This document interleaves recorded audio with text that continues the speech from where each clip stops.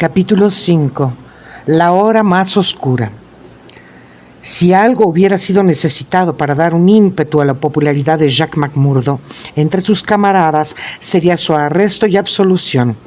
Que un hombre, la misma noche de su incorporación a la logia, haya hecho algo que lo llevase ante el magistrado, era un nuevo registro en los anales de la sociedad. Ya se había ganado la reputación de ser un bueno y dadivoso compañero, un alegre parrandero y además un hombre de fuerte temperamento que no recibiría un insulto ni del mismo poderoso jefe.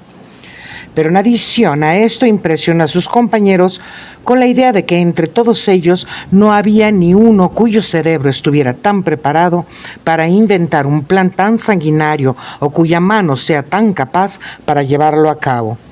Él será el chico que haga el trabajo limpio, manifestaban los mayores uno al otro y esperaban su tiempo hasta que lo pudieran enviar a su trabajo. McGinty tenía ya instrumentos suficientes, pero reconoció que este era uno considerablemente competente. Se sentía como un hombre reteniendo a un fiero sabueso por su correa. Habían algunos perros de caza que hacían la pequeña tarea, pero algún día soltaría esta criatura sobre su presa. Unos pocos miembros de la logia, Ted Baldwin entre ellos, se resintieron por el rápido ascenso del extraño y lo odiaron por eso. Pero se mantenían fuera de su camino, pues estaba tan listo para pelear como para reír. Pero si ganaba favores entre los suyos, había otra área, una que se había vuelto más vital para él, en la que perdió. El padre de Etty Shafter no quería saber más de él, ni dejarle entrar en la casa. La misma Etty estaba tan profundamente enamorada como para dejarlo por completo, y sin embargo su buen sentido le avisaba de lo que le sobrevendría de un matrimonio con un hombre que era estimado como un criminal. Una mañana, tras una noche sin dormir, se determinó a verlo, posiblemente por última vez, y hacer un fuerte esfuerzo para arrastrarlo de esas influencias malignas que lo absorbían. Fue a su casa, como comúnmente él le rogaba que hiciera, e hizo su camino hasta su habitación que él usaba como su gabinete. Él estaba sentado en la mesa de espaldas y una carta enfrente de él. Un súbito espíritu de travesura de niña le vino. Solamente tenía 19. No la había escuchado cuando empujó la puerta. Anduvo de puntillas y colocó su mano suavemente sobre sus hombros encorvados. Si había pensado en asustarlo, ciertamente lo consiguió, pero a cambio de ser asustada ella misma. Con un salto de tigre se volteó hacia ella y su mano derecha fue puesta en su garganta, en el mismo instante que la otra mano arrugó la hoja de papel que yacía ante él. Por un instante permaneció observándola. Luego, la estupefacción y la alegría tomaron el lugar de la ferocidad que había convulsionado sus facciones. Una ferocidad que la había sumergido en horror, como algo que nunca se había introducido en su mansa vida. «Eres tú», dijo, arrugando su frente. «Y pensar venías por mi corazón de mi corazón, y yo no hallaría nada mejor que hacer que estrangularte. Ven, querida», y retiró sus manos, «déjame arreglarte». Pero ella no se había recobrado de aquel precipitado vistazo de miedo culpable que había leído en la cara del hombre. Todos sus instintos de mujer le indicaron que no era el simple susto de un hombre que es espantado. Culpabilidad, eso era, culpabilidad y miedo. «¿Qué es lo que te pasa, Jacques?», exclamó. «¿Por qué estabas espantado de mí? Jacques, si tu conciencia estuviera en reposo, no me hubieras mirado así». «Seguro estaba pensando en otras cosas, y cuando viniste a hurtadillas en esos pies de hada tuyos...» No, fue más que eso, Jack. Entonces una repentina sospecha la acometió. «Déjame ver lo que estabas escribiendo». «Ah, Etty, no puedo hacer eso». Sus sospechas se transformaron en certezas. «Es para otra mujer», gritó. «Lo sé. ¿Por qué otra razón la apartarías de mí? Le estabas escribiendo a tu esposa. ¿Cómo sé que no eres un hombre casado, tú, un extraño, que nadie conoce?» «No soy casado, Etty, mira, lo juro. Eres la única mujer en la tierra para mí. Por la cruz de Cristo lo juro». Estaba tan blanco con seriedad apasionada que ella no pudo hacer más que creerle. Bueno, entonces, alegó, ¿por qué no me enseñas la carta? Te lo diré, Akushla, manifestó. Estoy bajo promesa de no mostrarla, y así como yo no rompería mis palabras contigo, debo mantener la promesa que hice a estas personas. Es el negocio de la logia, y aún para ti es secreto. Y si fui asustado cuando una mano cayó sobre mí, no lo puedes entender cuando bien pudo haber sido la mano de un detective. Ella sintió que le decía la verdad, se echó sobre sus brazos y desvaneció sus miedos y dudas. Siéntate aquí junto a mí. Es un raro trono para una reina como esta, pero es lo mejor que tu pobre enamorado pudo encontrar. Lo hará mejor para ti uno de estos días, lo estoy pensando. Ahora tu mente está sosegada nuevamente, ¿no es así? ¿Cómo puede estar sosegada, Jack, cuando sé que eres un criminal entre criminales, cuando nunca sabré el día en que pueda oír que estás en la corte por asesinato? McMurdo de El Scawer, así fue como uno de nuestros huéspedes te llamó ayer. Atravesó mi corazón como un cuchillo. Seguro, palabras duras no quiebran los huesos, pero eran ciertas. Bueno, querida, no está tan mal como piensas. Solo somos hombres pobres que trazamos nuestra propia ruta para ganar nuestros derechos. Etty estiró sus brazos alrededor del cuello de su amado. Déjalo, Jack, por mí, por la gracia de Dios, déjalo. Fue para pedirte lo que vine aquí hoy día. Jack, mira, te lo imploro de rodillas, arrodillándome ante ti, te ruego que lo dejes. Él la elevó y alivió su cabeza contra su pecho. De veras, mi querida, no sabes qué es lo que me pides. ¿Cómo podría renunciar cuando sería romper mi juramento y desertar a de mis camaradas? Si pudieras ver cómo están las cosas conmigo, no me pedirías eso. Además, si quisiera, ¿cómo podría hacerlo? No supondrás que la logia dejará libre a un hombre con todos sus secretos. He pensado en eso, Jack. Lo he planeado todo. Mi padre ha guardado un poco de dinero. Está harto de este lugar donde el miedo de esta gente oscurece nuestras vidas. Está listo para irse. Podríamos huir juntos a Filadelfia o a Nueva York, donde estaremos a salvo de ellos. McMurdo se carcajeó. La logia tiene un largo brazo. ¿Piensas que no se podría extender desde aquí hasta Filadelfia, Nueva York? Bueno, entonces al oeste o a Inglaterra o a Alemania, de donde viene mi padre, cualquier sitio para salir de este valle del terror. McMurdo pensó en el viejo hermano Morris. Verdaderamente es la segunda vez que he oído ser llamado así el valle, afirmó. La sombra parece estar cayendo pesadamente en varios de ustedes. Eclipsa cada momento de nuestras vidas. ¿Crees que Ted Baldwin nos ha perdonado? Si no fuera porque te teme, ¿cuáles supones que serían nuestras oportunidades? Si vieras la mirada en esos ojos oscuros, hambrientos, cuando caen sobre mí. Por Dios, le enseñaría mejores modales si lo encuentro así. Pero mira esto, pequeñita, no me puedo ir de aquí, no puedo, entiéndeme eso de una vez por todas, pero si me dejas encontrar mi propio camino, trataré de hallar uno para salir honorablemente de esto. No hay honor en tal asunto.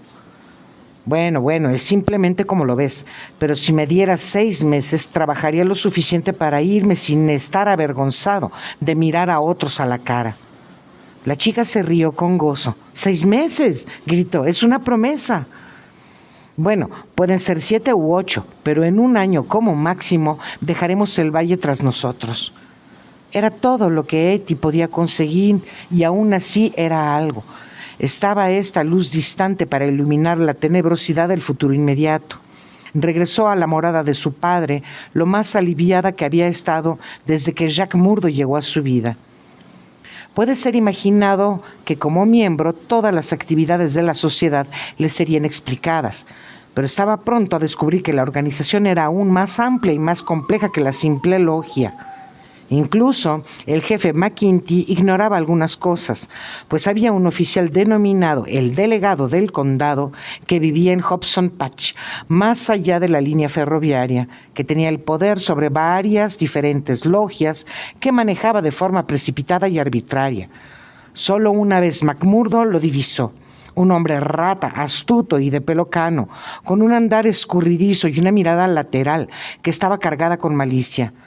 Evan Spot era su nombre, e incluso el gran jefe de Vermisa sentía hacia él algo de repulsión y el miedo que el enorme Danton pudo haber sentido por el pequeño pero peligroso Robespierre. Un día Scanlan, el que era el compañero de vivienda de McMurdo, recibió una nota de McGinty adjuntada a una de Evan Spot, que le informaba que él estaba enviando 2 hombres diestros, Lawler y Andrews, quienes tenían instrucciones de actuar en el vecindario, aunque era mejor para su tarea que ningún comentario sobre su objeto de venida fuera dado. ¿Podría el jefe del cuerpo ver que los arreglos apropiados fueran hechos para su hospedaje y comodidad hasta que llegase el tiempo de acción? McGinty añadía que era imposible para alguien permanecer en secreto en la Union House, y por lo tanto estaría agradecido si McMurdo y Scanlan acogieran a los 2 desconocidos por unos pocos días en su pensión. La misma tarde, los 2 hombres arribaron, cada uno portando su maleta. Lawler era un hombre mayor, sutil, silencioso y retraído, vestido en una vieja levita negra que con su suave sombrero de fieltro y andrajosa y parduzca barba le daba un parecido general a un predicador itinerante. Su compañero Andrews era un poco más que un chiquillo, de faz sencilla y alegre, con los vivos modales de alguien que ha salido de vacaciones y está dispuesto a disfrutar cada minuto de ellas. Ambos hombres eran abstemios totales y se comportaban en todo sentido como miembros ejemplares de la sociedad, con la única simple excepción de que eran asesinos que se habían probado a sí mismos ser capaces instrumentos para esta sucesión de muerte. Lawler había llevado 14 comisiones de este tipo y Andrews 3. Estaban, como McMurdo se dio cuenta, dispuestos a explicar sobre sus hechos en el pasado, los cuales contaban y recontaban con el orgullo medio tímido de hombres que han realizado un buen y desinteresado servicio para la comunidad. Eran reticentes, no obstante, al trabajo inmediato que tenían en mano. Nos escogieron porque ni yo ni el chico bebemos, declaró Lawler. Pueden contar con que nosotros no diremos más de lo que deberíamos. No deben tomarnos mal, pero son las órdenes del delegado del condado las que obedecemos. Seguro, estamos todos en ellos, mencionó Scanlan, el amigo de McMurdo, a la par que se sentaban los 4 a cenar. Eso es cierto, y hablaremos hasta que las vacas regresen a sus hogares del homicidio de Charlie Williams o de Simon Bird o cualquier otro trabajo en el pasado. Pero hasta que la labor no esté cumplida, no diremos nada. Hay media docena a los que me gustaría darles su merecido, refirió McMurdo con un juramento. Supongo que no es Jack Knox de Ironville, tras el cual ustedes van. Iría algún día para darle lo que debe recibir por sus méritos. No, no es él aún. ¿O Hermann Strauss? No, tampoco él. Bien, si no nos lo dicen, no los podemos obligar, pero estaría contento de saberlo. Lawler sonrió y sacudió su cabeza. Él no iba a ser desentrañado.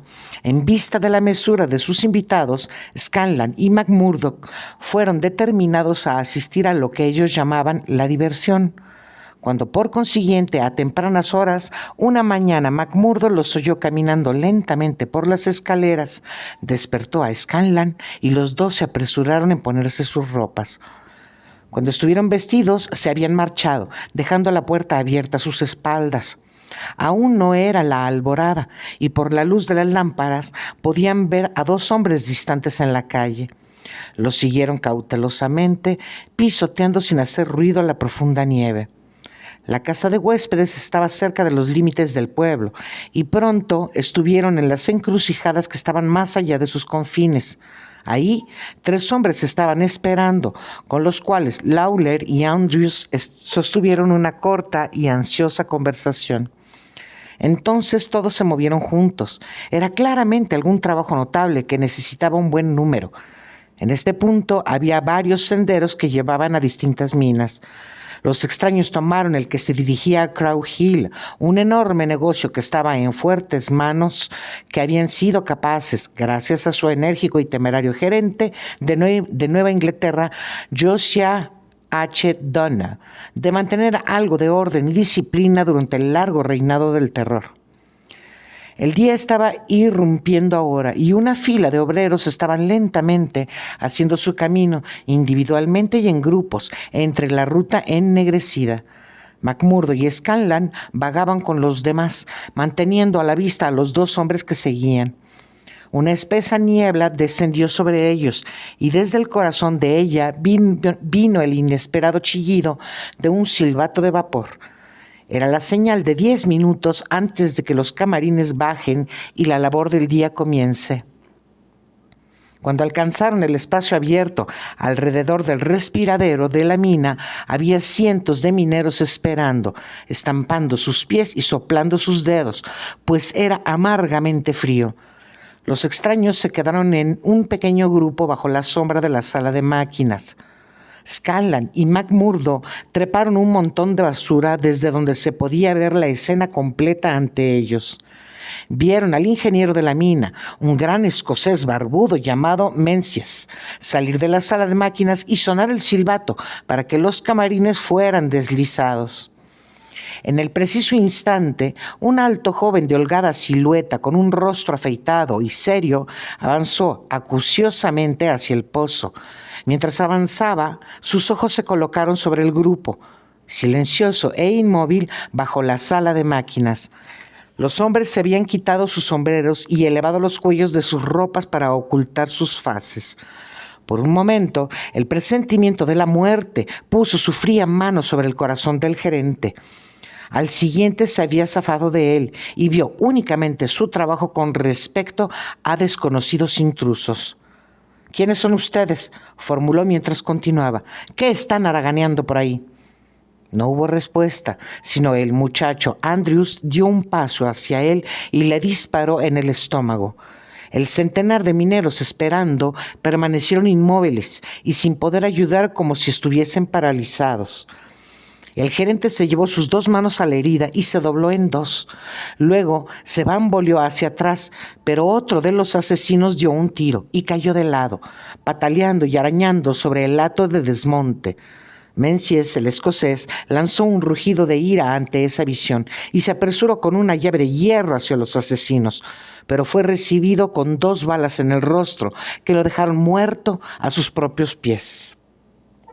Hubo una agitación entre los mineros y un inarticulado grito de lástima y cólera, pero un par de los desconocidos vaciaron sus barriles de 6 disparos sobre las cabezas de la multitud y rompieron filas y se esparcieron, algunos de ellos corriendo salvajemente de vuelta a sus hogares en Vermissa. Cuando pocos de los más valientes se reagruparon y hubo un retorno a la mina, la banda asesina se había desvanecido en la neblina de la mañana, sin ni un solo testigo capaz de jurar la identidad de estos hombres que frente a un centenar de espectadores habían cometido un doble crimen. Scanlan y McMurdo ya habían regresado. Scanlan, algo chocado, pues era el primer trabajo de asesinato que había visto con sus propios ojos, y le pareció menos divertido que lo que le habían hecho creer. Los horribles gritos de la esposa del gerente muerto los persiguieron mientras se apremiaban hacia el pueblo. McMurdo estaba absorbido en sus pensamientos y mudo, pero no mostró simpatía alguna por la debilidad de su compañero. «Seguro, es como la guerra», repitió. «¿Qué es sino una guerra entre nosotros y ellos? Contraatacamos donde mejor podemos». Hubo un gran festejo en la Union House esa noche, no solamente por el homicidio del gerente y el ingeniero de la mina Crow Hill, lo que llevaría a esta organización a la ley junto a las otras compañías de chantajistas y aterrorizadoras del distrito, sino también por un triunfo distante que había sido hecho por las manos de la propia logia. Parecía que cuando el delegado del condado hubo enviado 5 hombres expertos a hacer un golpe en Vermissa, había demandado por su parte que en retorno 3 hombres de Vermissa fueran secretamente selectos y despachados para matar a William Hals de Skate Royal, uno de los más conocidos y más populares propietarios mineros en el distrito de Gilmerton. Un hombre del que se creía que no tenía enemigos en el mundo, pues ser de todas formas un empleador modelo. Había insistido, no obstante, en la eficiencia del trabajo y había, por lo tanto, despedido a ciertos borrachos y ociosos empleados que eran miembros de la sociedad todopoderosa. Anuncios de ataúdes que pendían de su puerta no habían ablandado su resolución, y así, en un libre y civilizado país, se vio a sí mismo condenado a muerte.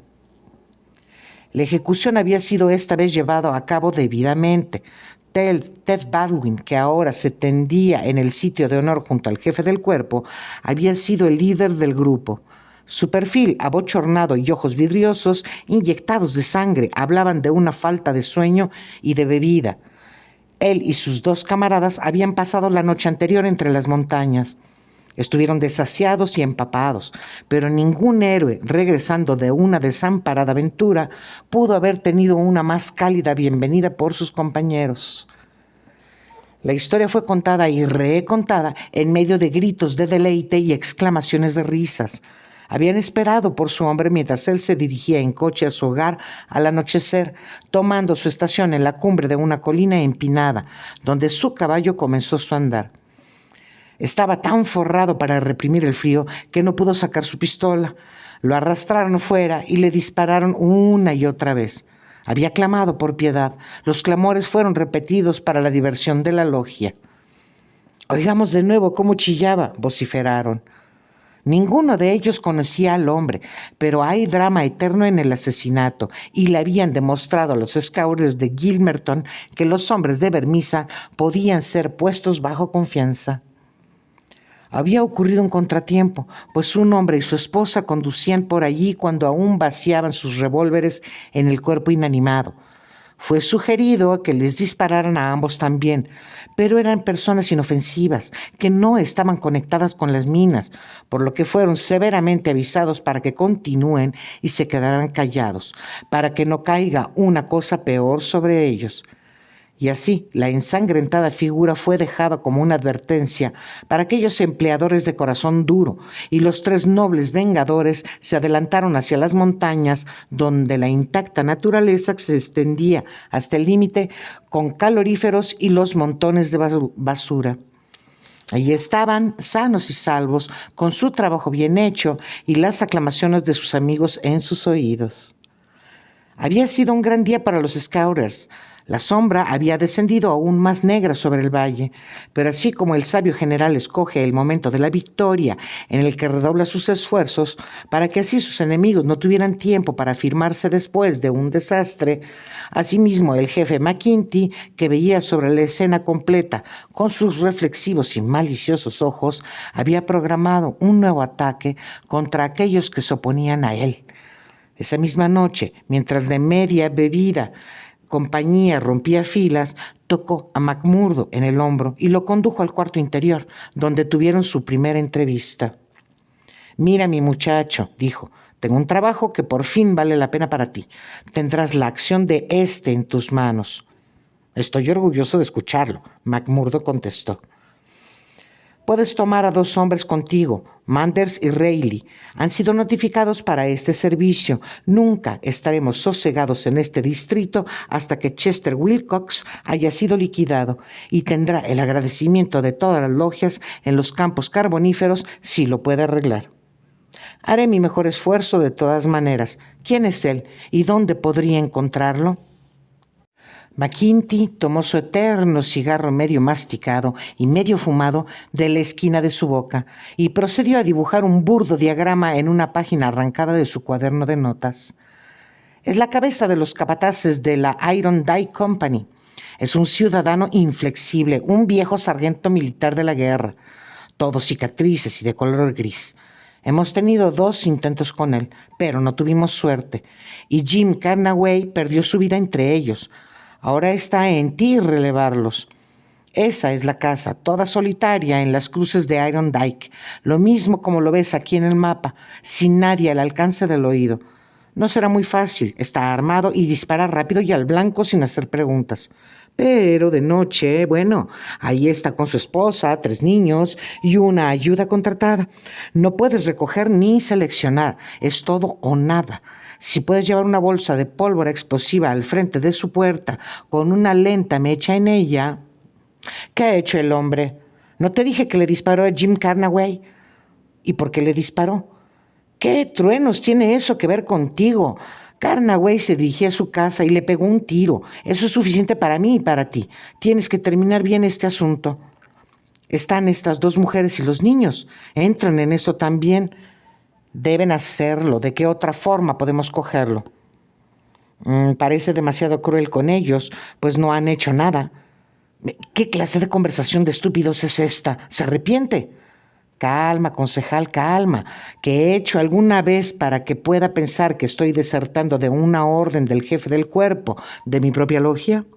Si está correcto o incorrecto, está en usted el decidir. ¿Lo harás entonces? Por supuesto que lo haré. ¿Cuándo? Bueno, debe darme mejor una noche o 2 para que pueda verificar la casa y hacer mis planes. Luego... Muy bien, pronunció McKinty dándole la mano. Te lo dejo a ti. Será un gran día cuando nos traigas las noticias. Es justo el golpe final que los dejará a todos de rodillas. McMurdo pensó larga y profundamente en la comisión que tan precipitadamente había sido puesta en sus manos. La aislada vivienda en la cual vivía Chester Wilcox estaba a 5 millas en un valle adyacente. Esa misma noche se puso en marcha solo para preparar el atentado. Era ya de día antes de que regresase de su reconocimiento. Al día siguiente entrevistó a sus 2 subordinados, Manders y Reilly, temerarios jovenzuelos que estaban tan exaltados como si fueran a una casa de siervos. 2 noches más tarde se reunieron fuera de la villa, los 3 armados y uno de ellos acarreando un saco atestado de la pólvora que utilizaban en las canteras. Eran las 2 de la madrugada antes de que arribaran a la morada solitaria. La noche era una de fuerte viento, con nubes deshechas llevadas rápidamente a través de la cara de la luna en 3/4. Habían sido prevenidos de estar en guardia contra sabuesos, por lo que avanzaban cautelosamente con sus pistolas amartilladas en sus manos. Pero no había sonido alguno excepto por el aullido del viento y ningún movimiento salvo por las ramas que se inclinaban sobre ellos. McMurdo escuchó a la puerta de la casa solitaria, pero todo estaba quieto dentro. Entonces arrimó la bolsa de pólvora contra ella, rasgó un hoyo en ella con su cuchillo y la unió con la mecha. Cuando estuvieron bien juntadas, él y sus 2 compañeros corrieron tras sus talones y estuvieron a cierta distancia, seguros y abrigados en un foso que les sirvió de refugio antes de que el ruido potente de la explosión, con el bajo y profundo retumbo de un edificio colapsado, les dijera que su trabajo había sido realizado. Ningún trabajo más limpio había sido hecho en los anales de la sociedad, manchados de sangre.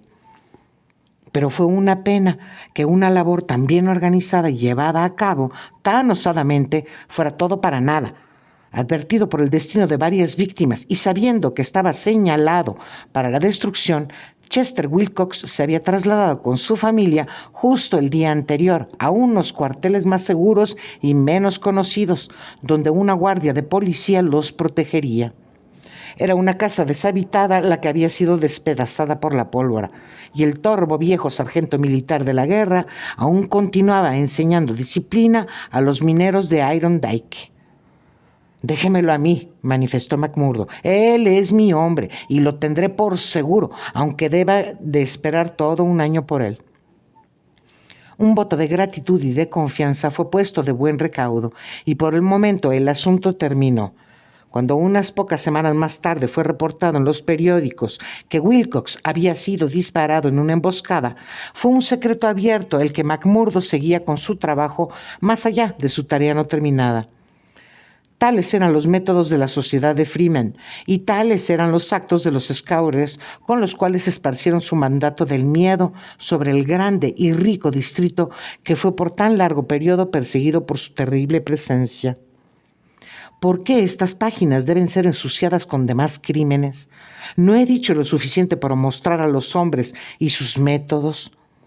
Estos hechos han sido escritos en la historia y hay registros donde uno puede leer los detalles de ellos. Ahí uno puede aprender sobre los disparos dados a los policías Hunt y Evans, porque se habían atrevido a arrestar a 2 miembros de la sociedad, una doble inclemencia planeada por la logia de Vermisa y realizada a sangre fría sobre 2 indefensos y desarmados hombres.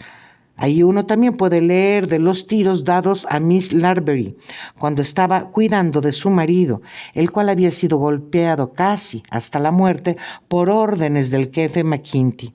El homicidio del anciano Jenkins, seguido rápidamente por el de su hermano, las mutilaciones de James Murdoch, la voladura de la familia Stepwise y el asesinato de los Stendhal, todos continuos uno tras otro en el mismo terrible invierno. Oscuramente la sombra yacía sobre el Valle del Terror. La primavera había llegado con arroyos fluyentes y árboles floridos. Había una esperanza para la naturaleza sometida tanto tiempo por un yugo de hierro, pero en ninguna parte había esperanzas para los hombres y mujeres que vivían bajo la opresión del terror. Nunca antes la nube encima de ellos había sido apagada y desalentadora que a comienzos del verano de 1875. Capítulo 6. Peligro. Era la cima del reino del terror. McMurdo, que ya había sido designado diácono interior con todos los prospectos para algún día suceder a McKinty como jefe del cuerpo, era ahora tan necesario en los concilios de sus camaradas que nada era hecho sin su ayuda y consejo. Lo más popular que se volvía, sin embargo, con los Freemen, lo más tenebrosas que eran los entrecejos que los saludaban mientras pasaba por las calles de Vermisa. A pesar de su terror, los ciudadanos estaban comenzando a tomar cartas para unirse todos juntos contra sus opresores. Ciertos rumores habían llegado a la logia de asambleas secretas en la oficina del Herald y de la distribución de armas de fuego entre la gente que acataba la ley. Pero McKinty y sus hombres no estaban turbados para tales reportes. Ellos eran numerosos, resolutos y bien armados. Sus oponentes estaban dispersos e impotentes. Todo acabaría como había ocurrido en el pasado, en conversaciones sin rumbo y posiblemente en arrestos inútiles. Así decían McKinty, McMurdo y todas aquellas almas atrevidas. Era un sábado por la tarde en mayo. El sábado era siempre la noche de la logia y McMurdo salía de su casa para asistir a ella cuando Morris, el hermano débil de la orden, vino a verlo. Su ceja estaba plegada con ansiedad y su amable semblante estaba dibujado y macilento. ¿Puedo hablar con usted abiertamente, McMurdo? Seguro. No puedo olvidar que le hablé una vez con todo mi corazón y que se lo retuvo para usted mismo, aunque incluso el jefe por sí mismo vino a preguntarte sobre eso. ¿Qué más puede hacer si confió en mí? No significó que concordara con lo que usted dijo. Lo sé muy bien, pero es usted el único con el que puedo conversar y estar a salvo. Tengo un secreto aquí. Colocó su mano en su pecho. Y me está consumiendo la vida. Desearía que hubiera llegado a todos menos a mí. Si se los digo, significaría un asesinato, de seguro.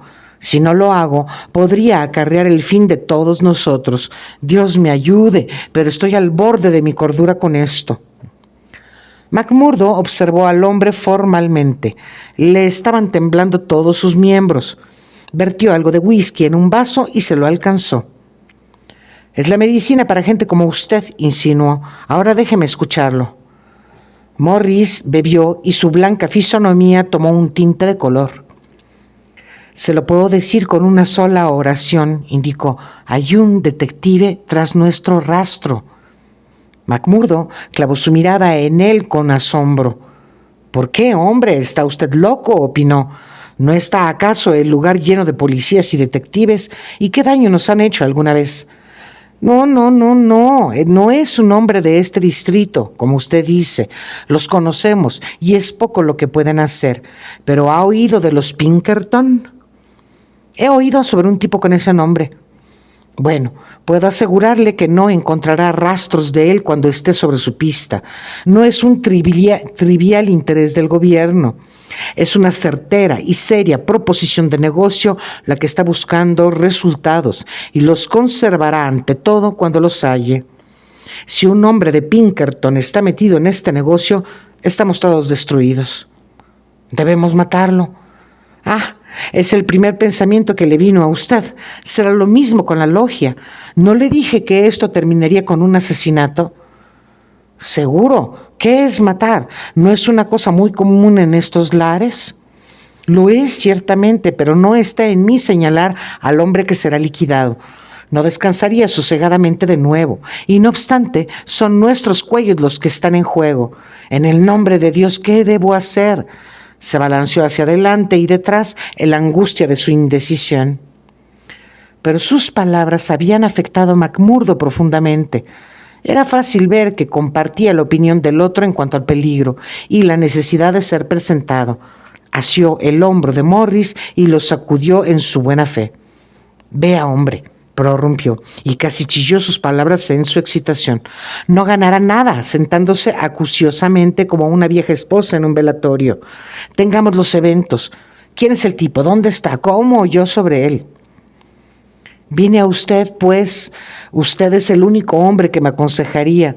Le dije que tenía una tienda en el este antes de venir aquí. Dejé a buenos amigos detrás de mí y uno de ellos está en el servicio de telégrafos. Aquí hay una carta que recibí de él ayer. Es esta parte, en la parte de arriba de la página. Puede leerla usted mismo. Esto fue lo que leyó McMurdo. ¿Cómo van los scouters por esas partes? Leemos mucho de ellos en los periódicos. Entre tú y yo, espero oír noticias de ti dentro de poco. 5 grandes corporaciones y 2 compañías de ferrocarriles han cogido el asunto con absoluta gravedad. De verdad lo hacen y después apostar a que llegarán hasta el fondo. Están justo en lo más profundo de ello. Pinkerton ha tomado sus órdenes y su mejor hombre, Birdie Edwards, está operando. El asunto debe ser detenido ahora mismo. Ahora lea la postdata. Por supuesto, lo que te digo es lo que he aprendido en el negocio, por lo que no va más lejos. Es una rara clave la que se maneja por la oficina cada día y no se puede obtener información de ella. McMurdo se sentó en silencio por algún tiempo, con la carta en sus descuidadas manos. La niebla se había despejado por un momento y había un abismo ante él. ¿Alguien más sabe de esto?, interrogó. No le he dicho a nadie más. Pero este hombre, su amigo, ¿no tiene otra persona a la que sería posible que le escribiera? Bueno, me atrevería a decir que conoce a 1 o 2 más. De la logia. Es muy probable. Preguntaba por qué es verosímil que haya dado alguna descripción de este tipo, Birdie Edwards, para que podamos ir tras su rastro. Bueno, es posible, pero no creo que lo conozca. Únicamente me está refiriendo a las noticias que vinieron a él en materia de negocios. ¿Cómo podría conocer a este hombre Pinkerton? McMurdo dio un violento respingo. ¡Por Dios!, gritó. ¡Ya lo tengo! ¡Qué tonto he sido para no percatarlo! Señor, pero tenemos suerte. Lo arreglaremos antes de que pueda hacer algún daño. Vea, Morris, ¿dejaría esto en mis manos? Si me lo quita de encima, sí, claro. Lo haré. Puede dar un paso atrás y yo correré con ello. Incluso su nombre no necesitará ser mencionado. Lo tomaré todo para mí mismo, como si esta carta haya venido para mí. ¿Eso lo contentaría? Es justo lo que le pediría. Entonces déjelo y manténgase callado. Ahora iré donde la logia y pronto haremos que el viejo Pinkerton se disculpe por sí mismo. No matará a ese hombre. Lo menos que sepa, amigo Morris, lo más tranquila que estará su conciencia y dormirá de mejor manera. No pregunte y deje que estas cosas se arreglen por sí solas. Tengo esto ahora. Morris meneó su cabeza tristemente mientras se retiraba. Siento que su sangre está en mis manos, gimió. La autoprotección no es asesinato. De todas formas, expresó McMurdo sonriendo ásperamente, es él o nosotros. Me imagino que este hombre nos destruiría a todos si lo dejamos andar por este valle. Porque, hermano Morris, tendremos que elegirlo como jefe del cuerpo ya, pues indudablemente ha salvado a la logia. y sin embargo era claro por sus acciones que pensaba más seriamente sobre esta nueva intrusión que lo que sus palabras podían notar. Pudo haber sido su conciencia culpable, pudo haber sido la reputación de la organización de Pinkerton, pudo haber sido el entendimiento de que grandes y ricas corporaciones se habían dado la tarea de barrer con los Scouters. Pero cualquiera que sea su razón, sus acciones fueron las de un hombre que se preparaba para lo peor. Todo papel que lo hubiera incriminado fue destruido antes de abandonar su morada. Todo papel tras ello dio un largo suspiro de satisfacción, pues le pareció que estaba a salvo. Y aún así el peligro debía aún estar presionado sobre él, pues en su camino a la logia se detuvo en la pensión del viejo Shafter. La vivienda estaba prohibida para él, pero cuando golpeteó la ventana, Etty salió de ella. La danzante travesura irlandesa se había apartado de los ojos de su amado. Leyó peligro en su grave rostro. «Algo ha sucedido», exclamó. «Oh, Jack, estás en peligro». «Seguro, no es muy malo, mi corazón, pero sería sabio que hiciéramos un movimiento antes de que sea peor». «¿Hacer un movimiento?» «Te prometí una vez que me iría algún día. Creo que el tiempo se está acercando. Tuve noticias esta noche, malas noticias, y veo peligro cercano». «¿La policía?» «Bueno, un hombre de Pinkerton, pero ciertamente no sabrías lo que es Acushla, ni tampoco lo que significa para tipos como yo. Estoy hasta el cuello en esto y puedo tener que irme rápido. Dijiste que vendrías conmigo si me marchaba». «Oh, Jack, sería tu salvación». «Soy un hombre honesto en algunas cosas, Etty. No dañaría un cabello de tu linda cabeza por todo lo que el mundo me pueda dar, ni tampoco jalarte una pulgada del trono dorado encima de las nubes donde siempre te veo. ¿Confiarías en mí?»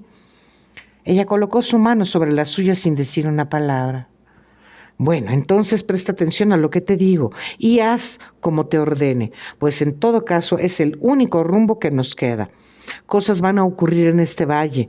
Lo siento en mis huesos. Podría haber muchos que nos buscarán. Soy uno, de todas maneras. Si voy de día o de noche, eres tú la que debe venir conmigo». «Iría después de ti, Jack». No, deberás venir conmigo.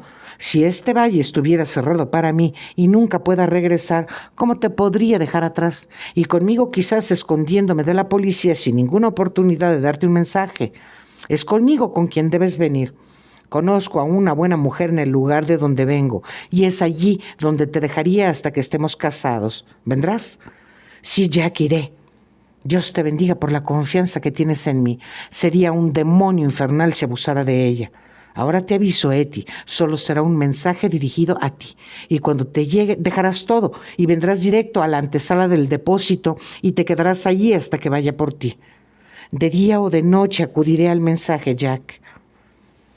Algo tranquilizado en su mente, ahora que sus preparativos para escapar habían comenzado, McMurdo se encaminó a la logia.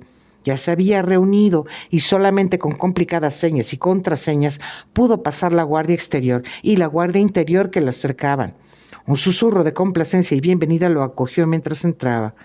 El gran aposento estaba amontonado y por la bruma de humo de tabaco vio la enredada melena negra del jefe del cuerpo, los rasgos crueles y nada amigables de Baldwin, la cara de buitre de Haraway, el secretario, y una docena más entre quienes estaban los líderes de la logia. Se regocijó con la idea de que todos tomarían consejo ante sus noticias. «De hecho, estamos felices de verlo, hermano», profirió el presidente. «Hay un oficio aquí que necesita de un Salomón en el juicio para acordarlo bien». «Son Lander y Egan», le explicó su vecino mientras tomaba asiento. «Ambos claman la mayor paga dada por la logia por las descargas dadas al viejo Crabbe en Stylestone. ¿Y quién dirá quién fue el que disparó la bala?» McMurdo se irguió en su lugar y levantó la mano.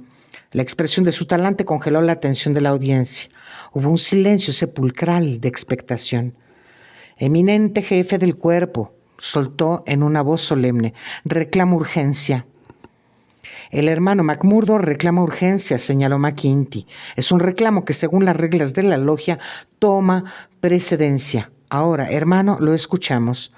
McMurdo sacó la carta de su bolsillo. Eminente jefe del cuerpo y hermanos, pronunció, soy el portador de malas noticias este día, pero es mejor que sea divulgado y discutido a que un golpe nos caiga sobre nosotros sin advertencia, lo que nos destruiría a todos. Tengo información de que las más poderosas y pudientes organizaciones en este estado se han unido para nuestra destrucción y que en este mismo instante hay un detective de Pinkerton, un tal Birdie Edwards, trabajando en el valle recolectando la evidencia que podría poner una soga alrededor de los cuellos de muchos de nosotros y enviar a todos los hombres de esta habitación a una celda para criminales. Esa es la situación para la discusión por la cual he hecho un reclamo de urgencia. Hubo un silencio lúgubre en la estancia. Fue roto por el presidente. ¿Cuál es su evidencia para esto, hermano McMurdo?, formuló.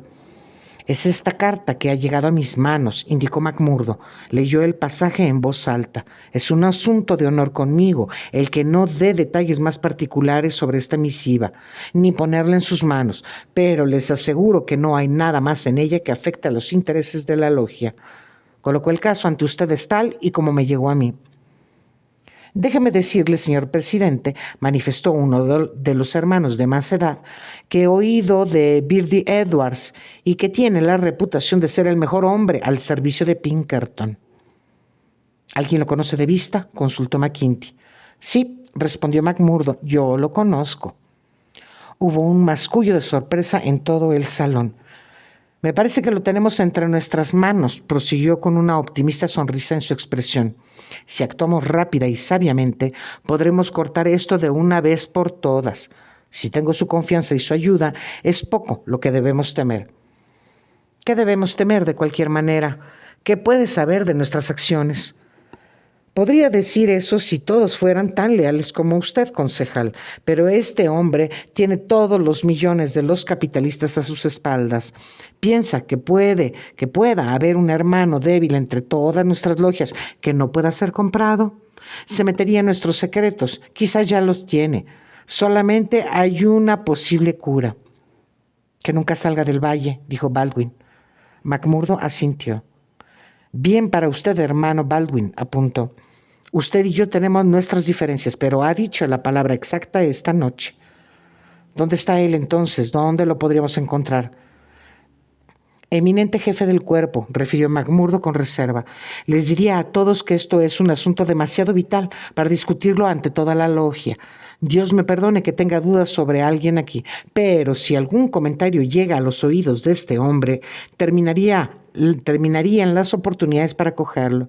Pediré a la logia nombrar un comité honesto, señor presidente, usted, si se me permite sugerirlo, y el hermano Baldwin aquí, y 5 más. Entonces podré hablar con libertad de lo que sé y de lo que aconsejo que sea hecho. La proposición fue adoptada de inmediato y el comité elegido. Además del presidente y Baldwin, estaban el secretario con cara de buitre, Haraway, y el trigue Cormac, el brutal joven asesino Cartel, el tesorero, y los hermanos Willoughby, indómitos y arriesgados hombres que no se inmutarían ante nada. El usual jaleo de la logia fue corto y reprimido, pues había una nube en los espíritus de los hombres, y varios ahí, por primera vez, empezaron a ver la nube de la ley vengadora, viajando en el cielo sereno, bajo el cual habían vivido por tanto tiempo. Los horrores que habían inspirado a los demás se habían vuelto parte de sus acomodadas vidas, tanto que el pensamiento de una retribución era uno muy remoto, y así aparecía el sobresalto que se acercaba más a ellos. Se fueron tempranamente y dejaron a sus líderes en su concilio. «Ahora, McMurdo», exclamó McGinty cuando estuvieron solos. Los 7 hombres se sentaron detenidamente en sus sitios. «Acabo de decir que conozco a Birdie Edwards», McMurdo reveló. «No necesito decirles que no está con ese nombre. Es un hombre valiente, pero no uno loco. Se hace pasar por el nombre de Steve Wilson y se está hospedando en Hobson Patch». «¿Cómo sabe eso?» «Porque una vez caí en conversación con él. No le di mucha importancia en ese instante, ni lo hubiera pensado por segunda vez si no fuera por esta carta. Pero ahora estoy seguro que es el hombre. Lo hallé en los carruajes cuando descendía por la línea el miércoles. Un difícil encuentro si alguna vez hubo uno. Dijo que era un reportero. Se lo creí por el momento. Quería saber todo lo que podía sobre los Scouters, lo que llamaba las atrocidades en un periódico de Nueva York. Me preguntó toda clase de cuestiones como para sacarme algo. Pueden apostar a que no dije nada. Pagaré por ello y pagaré bien, dijo, si puedo conseguir algún artículo que convenza a mi editor. Le dije lo que pensé que le gustaría y me dio un billete de $20 por mi información. Hay 10 veces más para usted, alegó, si me puede encontrar todo lo que quiero.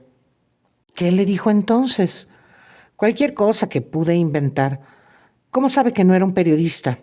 Les diré. Se retiró a Hobson Patch y lo mismo hice yo. De casualidad fui a la oficina de telégrafos y lo vi saliendo de allí. Vea, señaló el operador después que se hubo ido. Me parece que deberíamos cobrar doble tarifa por esto. Me parece que debería hacerlo, respondí. Había llenado el formulario con letras que bien pudieron haber sido chino de todo lo que pudimos sacar. Envía una hoja así todos los días, refirió el empleado. Sí, respondí. Son noticias especiales para su diario y está asustado de que los otros lo puedan sabotear.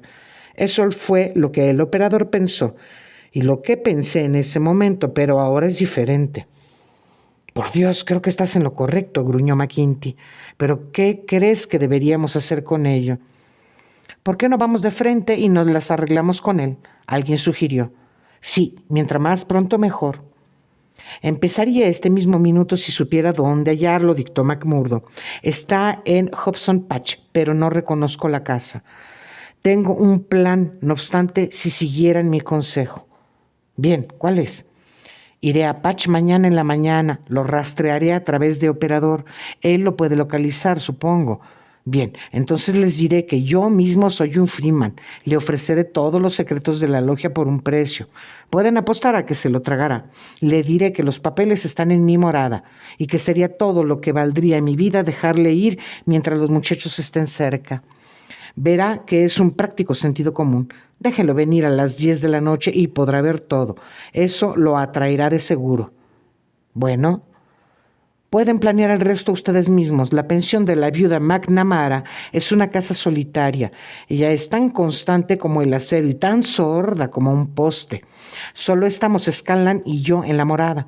Si obtengo su promesa, y les haré saber si lo hago, los tendré a ustedes 7 conmigo a las 9 en punto. Lo cogeremos, si logra salir con vida. Bueno, puede hablar de la suerte de Birdie Edwards por el resto de sus días.